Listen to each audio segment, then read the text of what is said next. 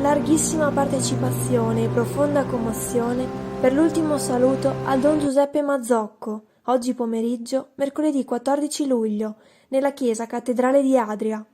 Molte persone hanno seguito il rito delle esequie sul sagrato, dove sono stati allestiti alcuni gazebo con le sedie. La cerimonia funebre è stata presieduta dal vescovo Pierantonio Pavanello, con il vescovo di Vicenza Beniamino Pizziol, concelebrata con tanti sacerdoti della diocesi.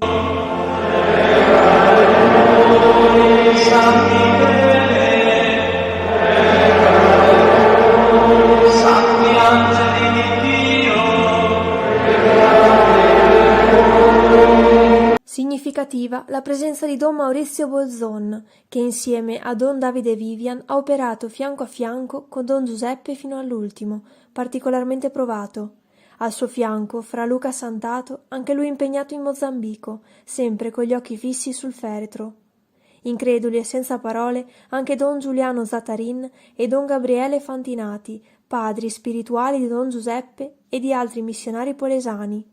Alla cerimonia hanno partecipato i sindaci di Adria, Omar Barbirato, Vinicio Piasentini di San Martino di Venezia e Gian Pietro Rizzatello di Costa di Rovigo, paese natale del sacerdote e ultima tappa del suo cammino terreno. In chiesa erano presenti anche i gonfaloni dei comuni di Adria, Rovigo e San Martino di Venezia listati a lutto. Il senso dell'impegno spirituale, pastorale e sociale di Don Giuseppe è riassunto nelle sue parole riportate nel cantino funebre. Annunciare il Vangelo per me non è un vanto, perché è una necessità che mi si impone. Guai a me se non annuncio il Vangelo. Se lo faccio di mia iniziativa ho diritto alla ricompensa, ma se non lo faccio di mia iniziativa è un incarico che mi è stato affidato.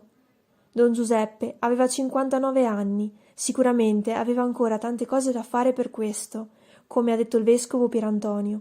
La sua morte ci è arrivata improvvisa, ma ancor più la sentiamo ingiusta.